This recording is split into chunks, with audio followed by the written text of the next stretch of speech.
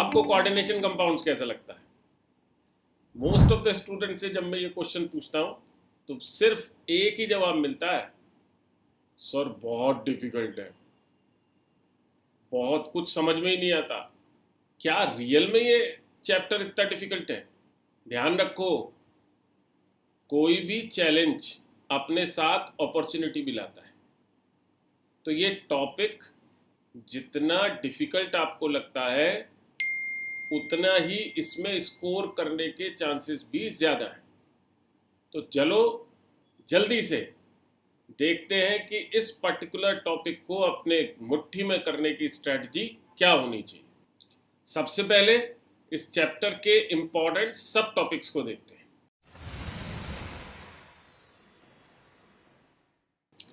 सबसे पहले आप वर्नर्स थ्योरी पढ़ते हो, जिसमें प्राइमरी और सेकेंडरी वैलेंसीज का कंसेप्ट है। फिर इसके बाद नोमेनक्लेचर, आइसोमेरिज्म, कोऑर्डिनेशन कंपाउंड्स में ये दोनों चीज़ें पढ़ते हो। अब ध्यान रखना, नोमेनक्लेचर में यहाँ ऑर्गेनिक केमिस्ट्री की तरह से नहीं होता है कि स्ट्रक्चर देख के और नाम लिख दिया। यहाँ पर दोनों चीज़ें इंपॉर्टेंट हैं, स्ट्रक्चर देख के नाम लिखना और फॉर्मूला देख के स्ट्रक्चर बनाना, ये दोनों ही चीज़ें इंपॉर्टेंट है। इसके बाद कोऑर्डिनेशन कंपाउंड्स में बॉन्डिंग, बॉन्डिंग के बाद crystal field theory CFT, right, वो इंपॉर्टेंट है। जब आप क्रिस्टल फील्ड थ्योरी में जाते हो तो वहाँ पे भी कुछ चीज़ें आपको बहुत ज़्यादा ध्यान रखनी होती हैं, जैसे कोऑर्डिनेशन कंपाउंड्स की मैग्नेटिक प्रॉपर्टीज़, कोऑर्डिनेशन कंपाउंड्स का कलर, ये इंपॉर्टेंट एस्पेक्ट है उसके अंदर। इसके अलावा कोऑर्डिनेशन कंपाउंड्स की स्टेबिलिटी, ट्रांजिशन एलिमेंट्स और कोऑर्डिनेशन कंपाउंड्स में क्या कनेक्टिविटी है, और साथ ही last but not the least, जो कोऑर्डिनेशन कंपाउंड्स हैं इनकी बायोलॉजिकल इंपॉर्टेंस क्या है, राइट। ये सब इंपॉर्टेंट टॉपिक्स की कैटेगरीज है जो आपको ध्यान रखनी है। अब समझते हैं कि इन इंपॉर्टेंट सब टॉपिक्स में से कौन कौन से सब टॉपिक्स ऐसे हैं जिनको हम इजीली ग्रिप कर सकते हैं।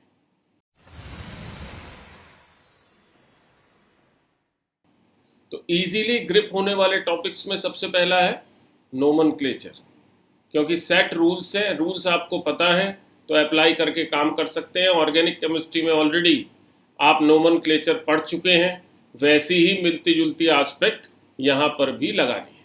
नोमेनक्लेचर के बाद अगर आपको ऑर्गेनिक केमिस्ट्री की आइसोमेरिज्म अच्छे से आती है तो कोऑर्डिनेशन कंपाउंड्स में जो आइसोमेरिज्म है वो उसका थोड़ा सा एडवांस फॉर्मेट है।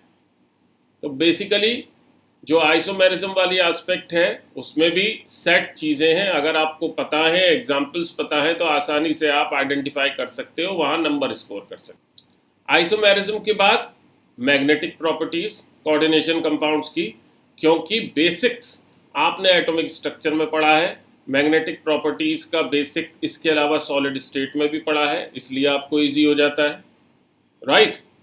उसके बाद जब आप दूसरी चीज़ देखते हो तो कलर, कलर के लिए भी आप शुरुआत से पढ़ते आए हो, राइट।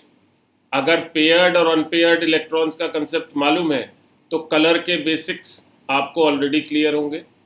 और तीसरा स्टेबिलिटी ऑफ कोऑर्डिनेशन कंपाउंड्स, तो कौन ज़्यादा स्टेबल होगा, कौन कम स्टेबल होगा, कहाँ स्टेबिलिटी मिलेगी, कहाँ स्टेबिलिटी नहीं मिलेगी, ये फैक्चुअल इंफॉर्मेशन पर बेस्ड चीज़ें हैं जिनको अगर आपने एक बार दिमाग में बसा लिया तो आपके लिए ये टॉपिक कंपैरेटिवली ईजियर हो जाता है। अब कौन कौन से टॉपिक्स डिफ़िकल्ट लग सकते हैं, चैलेंजिंग लग सकते हैं, तो उसमें सबसे पहला वर्नर्स थ्योरी, जिसके अंदर प्राइमरी और सेकेंडरी वैलेंसीज का कंसेप्ट है। अगर प्राइमरी वैलेंसी में आपने दिमाग में ये नहीं बसाया है कि प्राइमरी वैलेंसी आयनिक कंपाउंड से रिलेटेड है, मींस ये पर्टिकुलर प्रॉपर्टी मेटल्स में देखने को मिलती है, अगर आपने इसका अंदाज़ा नहीं लिया है तो वो प्राइमरी वैलेंसी और सेकेंडरी वैलेंसी के कंसेप्ट में स्टूडेंट्स खो जाते हैं, राइट। सिंपल सी चीज़ है, primary valency means ionisation, electron का छोड़ना, और सेकेंडरी वैलेंसी का मतलब जो वैकेंट ऑर्बिटल्स अब रह गई हैं उनमें कोऑर्डिनेशन बॉन्ड का बनना, राइट। अब अगर वर्नर्स थियरी आसानी से समझ में आ गई तो आपको बहुत क्लैरिटी आ जाएगी कोऑर्डिनेशन कंपाउंड्स की बॉन्डिंग के अंदर। कोऑर्डिनेशन बॉन्ड कैसे बनेगा, कोऑर्डिनेशन बॉन्ड कैसे दिखाई देगा, लिगेंड्स किस तरीके से अलग अलग तरीके से इलेक्ट्रॉन पेयर डोनेट कर पाएंगे, ये सारी चीज़ों का अंदाज़ा हो जाएगा। तो बॉन्डिंग में क्लैरिटी आ जाएगी, राइट। तो अगर आपको वर्नर्स थियरी क्लियर नहीं है तो बॉन्डिंग भी क्लियर नहीं होगी। जो तीसरी चीज़ कोऑर्डिनेशन कंपाउंड्स में स्टूडेंट्स को सबसे ज़्यादा परेशान करती है, जिससे वो सबसे ज़्यादा डरते हैं, that is CFT, crystal field splitting theory. वो ये विजुअलाइज ही नहीं कर पाते कि जब कोई लिगेंड यानी इलेक्ट्रॉन रिच एटम्स का एक ग्रुप जब किसी दूसरे एटम के पास आ रहा है तो उसकी जो ऑर्बिटल्स हैं, मींस जो नेगेटिव चार्ज है, जो इलेक्ट्रॉन है, वो लिगेंड के इलेक्ट्रॉन से रिपल्शन एक्वायर करेगा। और रिपल्शन अगर एक्वायर करेगा तो सिंपल सी चीज़ है कि वहाँ पे जो ओरिएंटेशन है ऑर्बिटल्स का, डी ऑर्बिटल्स का, वो डिस्टर्ब होगा, राइट। डी ऑर्बिटल्स का स्प्लिटिंग हो जाएगा। तो ये अगर आपकी समझ में आ गया तो क्रिस्टल फील्ड थियरी में कुछ और है ही नहीं, ठीक। स्टूडेंट्स को सबसे ज़्यादा परेशान होते हुए मैंने देखा है एक बड़े थ्योरेटिकल टॉपिक में, दैट इज कोऑर्डिनेशन कंपाउंड्स की biological importance. Last challenge coordination compounds और ट्रांजिशन एलिमेंट्स की कनेक्टिविटी का होता है। इसीलिए मैं हमेशा ये सजेस्ट करता हूं कि कोऑर्डिनेशन कंपाउंड्स को डी और एफ ब्लॉक से पहले कभी मत पढ़ो। पहले डी एंड एफ ब्लॉक पढ़ो, ऑक्सीडेशन स्टेट्स का आइडिया ले लो, सारे काम कर लो, उसके बाद कोऑर्डिनेशन कंपाउंड्स अगर पढ़ोगे तो बहुत अच्छे से समझ में आएगा, राइट। तो ये कनेक्टिविटी में कभी चैलेंज नहीं आएगा अगर आप पहले डी एंड एफ ब्लॉक पढ़ लेंगे, उसके बाद कोऑर्डिनेशन कंपाउंड्स पढ़ेंगे।